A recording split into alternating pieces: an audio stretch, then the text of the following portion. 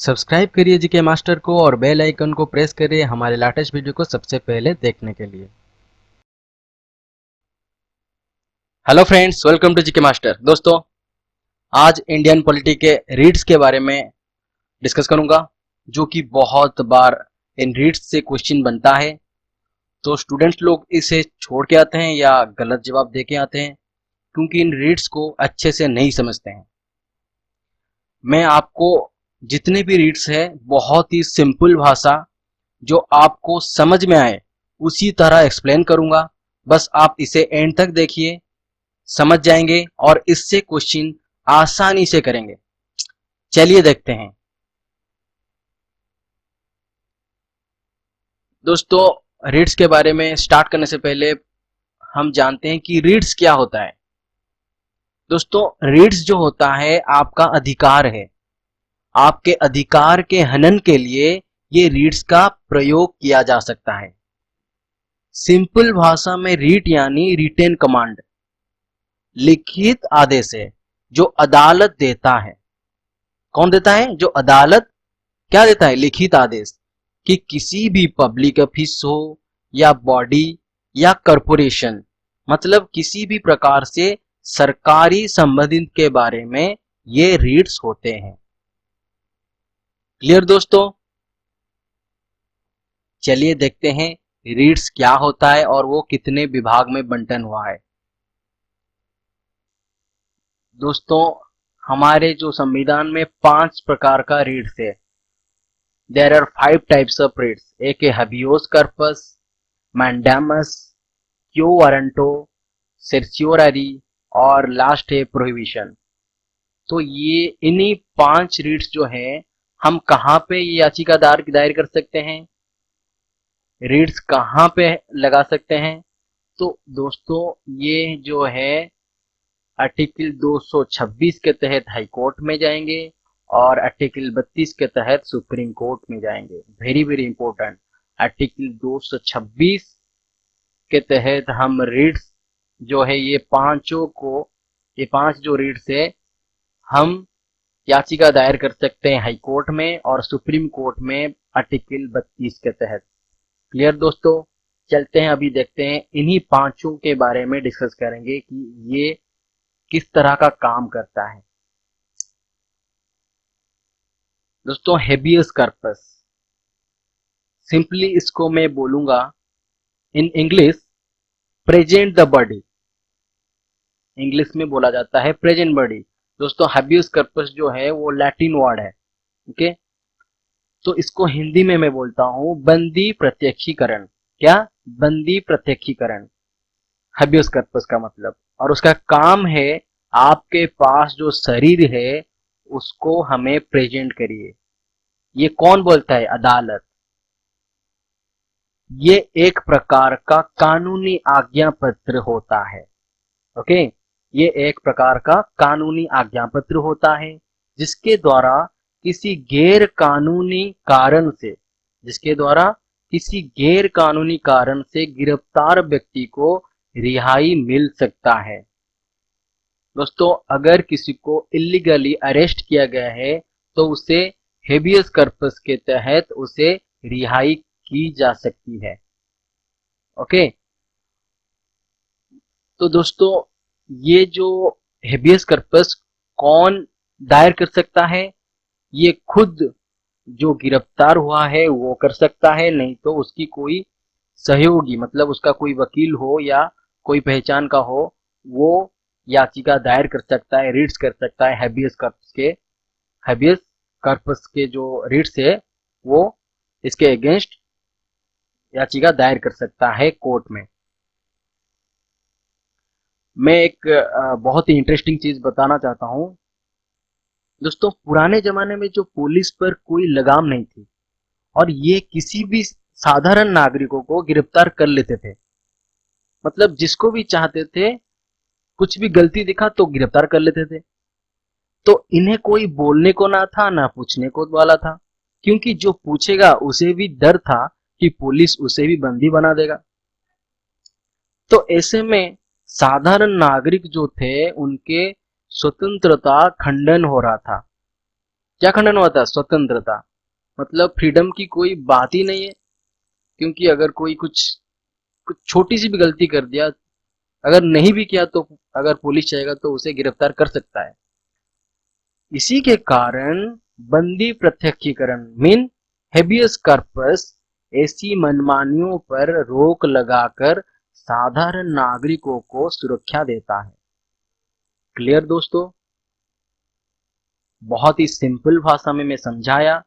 अगर किसी को इलीगली अरेस्ट किया गया है तो इसे छुड़ाने के लिए जो रिट्स है उसे बोलते हैं हेबियस कॉर्पस। चलिए आगे देखते हैं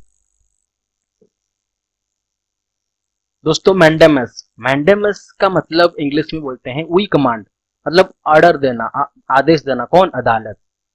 दोस्तों कोई पब्लिक ऑफिस हो या कॉरपोरेशन अगर वो अपने ड्यूटी में त्रुटि करता है या काम ठीक से नहीं करता है तो अदालत इन संगठन के अगेंस्ट अगर कोई व्यक्ति मैंडेमस कानूनी के तहत याचिका दायर कर सकता है तो उसे उस पर कार्रवाई करता है अदालत, क्योंकि वो अपना जो ड्यूटी है वो ठीक से नहीं किया है। एग्जाम्पल देता हूं कि अगर आप कोई सरकारी दफ्तर में गए हैं अपना काम के लिए, तो वो आपको ठीक से नहीं सुने, आपका काम ठीक से नहीं हो रहा है, तो मैंडेमस रिट्स के जरिए आप अदालत में याचिका दायर कर सकते हैं, जिसके खातिर अदालत उन पर कार्रवाई कर सकता है और ऑर्डर कर सकता है कि आप लीगली इस ड्यूटी को क्यों नहीं निभाए हैं। क्लियर दोस्तों? मैंडेमस जो है वो स्पेशली जो कॉरपोरेशन है, पब्लिक ऑफिस है, उनको आदेश देता है कि आप अपना ड्यूटी क्यों निभाए नहीं, मतलब कमांड देता है। वही कमांड जो होता है मैंडेमस। चलिए आगे देखते हैं दोस्तों। क्यों वारंट हो? क्यों वारंट मतलब बाई व्हाट वारंट। इसका काम क्या है?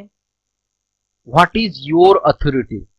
अगर कोई व्यक्ति चाहेगा कि कोई पब्लिक ऑफिस में जो काम करता है रॉन्गली, उसकी पोस्ट के बारे में, पब्लिक ऑफिस में जो कोई अगर कोई नौकरी किया है रॉन्गली, इलीगली, मतलब कोई पोस्ट काम कर रहा है, तो आप अगर जानना चाहेंगे कि इसका अथॉरिटी कौन है, मतलब इस पोस्ट का अथॉरिटी कौन है जिसके खातिर ये इलीगली यहाँ पर पोस्ट में है, तो आप जान सकते हैं क्यों वारंटो के जरिए।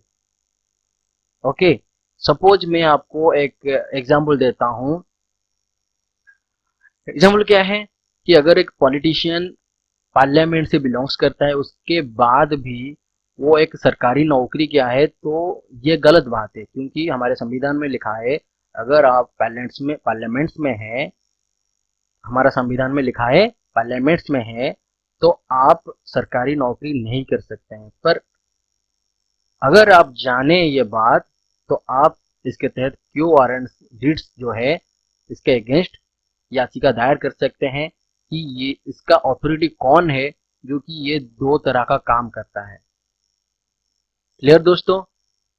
क्यू वारंट जो है वो, अगर आप जानना चाहते हैं कि ये पोस्ट का अथॉरिटी कौन है, इस पब्लिक ऑफिस में जो काम करता है वो कौन सा अथॉरिटी है, इसका पास जानने को ये याचिका दायर कर सकता है।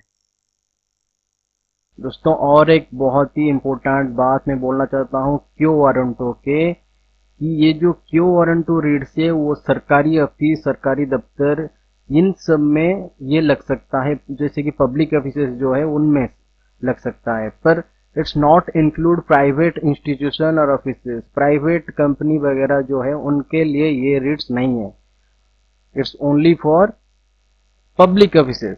ओके, जब आपका कोई फंडामेंटल राइट्स वायलेट हुआ होगा तो ये रीड फाइल हो सकता है। A read can be filed only if your fundamental rights are being violated. तो सर्चुरी क्या है? To be certified. Okay, to be certified, ये बहुत ही इंटरेस्टिंग है, ध्यान से सुनिए, वेरी वेरी इंपॉर्टेंट। यह रेट्स जो है हायर कोर्ट यानी उच्च न्यायालय से इंफीरियर कोर्ट, मतलब ये नहीं कि उच्च न्यायालय मतलब सुप्रीम कोर्ट, हाई कोर्ट भी हो सकता है। अगर आपका केस डिस्ट्रिक्ट कोर्ट में चल रहा है तो वो इंफीरियर मतलब लोअर कोर्ट हुआ, हायर कोर्ट हो सकता है हाई कोर्ट। तो इसलिए इसे समझिए। तो उच्च न्यायालय से इंफीरियर कोर्ट को कमांड देना है, कोई इंपॉर्टेंट फैक्ट या इंपॉर्टेंट पॉइंट्स को मिस कर देना, इसके खातिर वो उच्च न्यायालय कमांड देता है। मैं सिंपल भाषा में आपको समझाता हूँ। उच्च न्यायालय जो है वो एडवाइस या आदेश देता है कि आपके पास जो केस है उसे आप कैसे लीगल तरीके से यानी सही तरीके से जांच करें और सोल्यूशन करें, और एडवाइस देता है कि आप किस तरह इस मामले के डिसीजन दे रहे हैं। फॉर एग्जाम्पल, यदि हायर कोर्ट के मद्देनजर में ये बात आई कि छोटे कोर्ट ने इस मामले को ट्राई करते समय किसी प्रकार की लीगल त्रुटि कर रही है, कोई इंपॉर्टेंट फैक्ट था उस पर नजरअंदाज किया हुआ है, तो हायर कोर्ट जो है वो दो चीज कर सकता है। क्या कर सकता है? पहली बात यह है कि छोटे कोर्ट के ऑर्डर को खत्म कर सकता है, या हायर कोर्ट कह सकता है कि भाई आपके पास जो भी इस केस का फाइल है या दस्तावेज है वो हमें सौंप दे, और हम जो है इस मामले को सुनेंगे और हम इस पे ऑर्डर देंगे। ओके दोस्तों, ये जो सर्च्योररी जो है किसी भी प्रकार का बॉडी, पब्लिक ऑफिस या कॉरपोरेशन के अगेंस्ट रेट्स नहीं है। ये सिर्फ सुपीरियर कोर्ट से इंफीरियर कोर्ट के अगेंस्ट है। केवल जुडिशियल कार्य करवाने वाले अथॉरिटीज या कोर्ट उनके अगेंस्ट है। क्लियर? सिर्फ जुडिशियली कार्य जो करते हैं उनके अगेंस्ट हो सकता है ये सर्च्योररी। ओके, और एक आईएमपी पॉइंट्स है कि ये सर्च्योररी रिट्स आप तब लगा सकते हैं जब लोअर कोर्ट या कोई इंफीरियर कोर्ट है उनसे कोई ऑर्डर या डिसीजन आने के बाद लगा सकते हैं। क्लियर? मतलब अगर पेंडिंग है आपका केस तब ये रिट्स नहीं लग सकता है। सर्च्योररी जो है वो कब लगेगा? जब डिसीजन आ जाएगा, कंप्लीट हो जाएगा, डिसीजन लोअर कोर्ट ने दे दिया होगा, उसके बाद आप हायर कोर्ट को जा सकते हैं। दोस्तों, जब मामला पेंडिंग में है तब ऐसी मामले के अगेंस्ट हम कहां रिट्स लगा सकते हैं? आप उस टाइम सर्च्योररी नहीं लगा सकते हैं तो कहां जाएंगे इस रिट्स को लगाने के लिए? जब पेंडिंग होगा। तो पेंडिंग के वक्त क्या लगा सकते हैं? प्रोहिबिशन।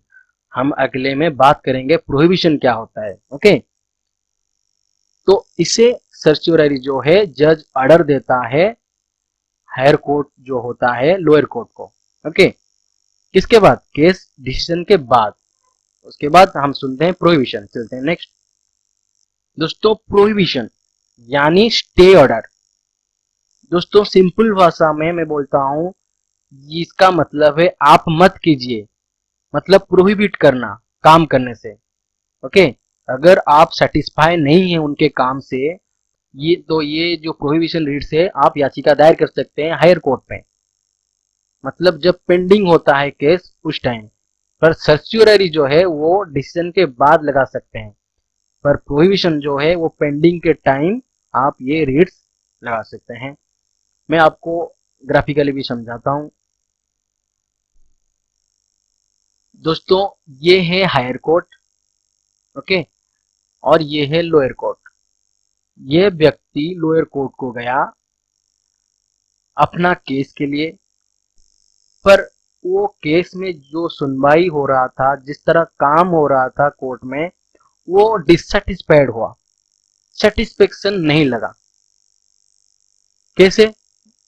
आप इस रीट के जरिए हाई कोर्ट या सुप्रीम कोर्ट से कहें कि आपके जो लोअर कोर्ट है वो ठीक तरह से केस की मामला सुनने को सही नहीं है। ओके, मतलब आप जो लोअर कोर्ट में केस किए थे आप जा सकते हैं हायर कोर्ट जजेस के पास। आप उन्हें बोल सकते हैं कि वो ठीक तरह से केस की मामला सुनने को सही नहीं है। जैसे कि आप अगर उनकी कार्रवाई पे संतुष्ट ना हो या केस में बहुत सारे चीज पे आपको डिससेटिस्फेक्शन हो, तो आप इसके अगेंस्ट उच्च न्यायालय जो है उनको ये प्रोहिबिशन रिट तहत आप लोअर कोर्ट के बारे में बता सकते हैं या रीड कर सकते हैं। नॉर्मली आप कह सकते हैं स्टे ऑर्डर। ओके, इस प्रोहिबिशन रीट के जरिए हायर कोर्ट लोअर कोर्ट को प्रोहिबिट यानी मना कर सकता है कि आप इस केस में सुनवाई ना करें। ओके, जब हायर कोर्ट पूरी बात सुनेगा व्यक्ति का, तो हायर कोर्ट लोअर कोर्ट को आदेश दे सकता है कि आप जो इस केस को ना देखें, प्रोहिबिट कर सकता है यानी मना कर सकता है कि आप इस केस में सुनवाई ना करें। ओके, क्लियर दोस्तों, इस वीडियो में मैं आपको बहुत ही सिंपल भाषा में सारे रेट्स को समझाया। आप इसे जितने चाहे शेयर करें और कमेंट करिए, हमारे चैनल को सब्सक्राइब करिए ताकि इस तरह का वीडियो हम फिर से लाएंगे। Thanks for watching this video. If you like this video, make sure to subscribe and leave a huge thumbs up. Stay